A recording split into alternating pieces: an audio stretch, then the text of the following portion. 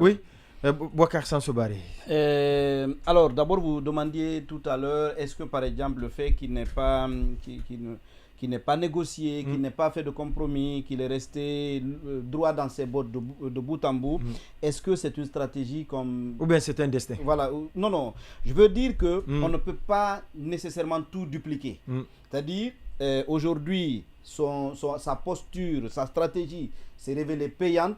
Ce n'est pas nécessaire que la même stratégie peut être appliquée ailleurs, puisse produire les mêmes résultats. Il y a dans d'autres circonstances des compromis, du dialogue, des négociations peuvent produire de meilleurs résultats que la radicalité dont il a fait montre. C'est le cas d'Israël, le plus souvent. Voilà. Je pense aussi, et ça c'est par rapport à ce que disait Sekou, je reste convaincu qu'il a davantage bénéficié du vote sanction infligé à Macky que d'un vote d'adhésion. Oui, mais il y avait d'autres candidats, si c'était le cas. Non, je vais y arriver.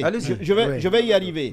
En réalité, le véritable opposant que les Sénégalais ont identifié, c'est lui. Pourquoi? Parce qu'à un moment donné, il y a eu une espèce de complot de tout le monde contre Sonko. Vous vous rappelez encore une fois, autour du dialogue, parce qu'il y avait une coalition à l'intérieur de laquelle vous aviez Khalifa Sall et même Sonko. Mais quand Macky a convoqué le dialogue, je ne sais pas, il y a environ un an, quand il a convoqué le dialogue, tous les autres sont allés au dialogue, Sonko est le seul. Parce qu'en réalité, tous les autres opposants redoutaient. Si les gens, on avait demandé aux gens, ils auraient dit que Sonko ne participe pas aux élections parce qu'ils redoutaient justement sa participation, que cela ne puisse les éliminer. Et donc, tout le monde en a fait une victime.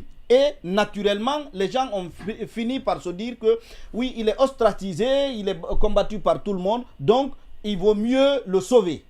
Donc, ce n'est pas nécessairement, je ne pense pas que ce soit le programme en tant que tel que les gens ont voté, mais c'est plutôt, ils ont défendu celui sur lequel tout le monde s'est acharné. À un moment donné, on se prend de pitié pour celui que tout le monde... La compassion dans ce cas. Voilà, discrimine.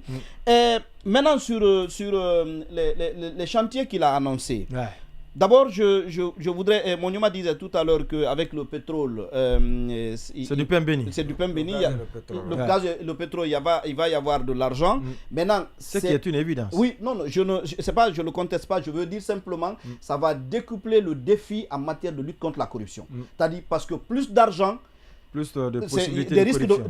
Des risques de corruption sont tout autant aussi élevés.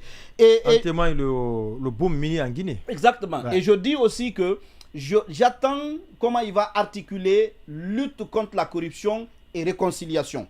Parce que quelquefois, engager la lutte contre la corruption peut être perçu comme de l'acharnement. Le règlement de compte. Exactement. Donc, j'attends de savoir comment il va pouvoir articuler les deux.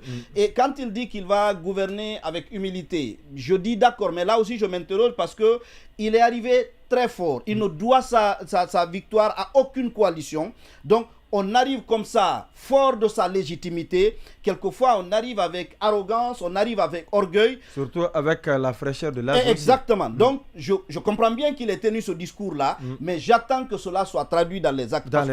Et la toute dernière chose, très rapidement, le thème sur lequel je l'attends, c'est la réduction de l'hyper-présidentialisme. La refondation des institutions, autrement. Oui, parce que il dit qu'il va donner suffisamment de prérogatives au Premier ministre. Quand il était de l'extérieur, il percevait le pouvoir de Macky comme hyper.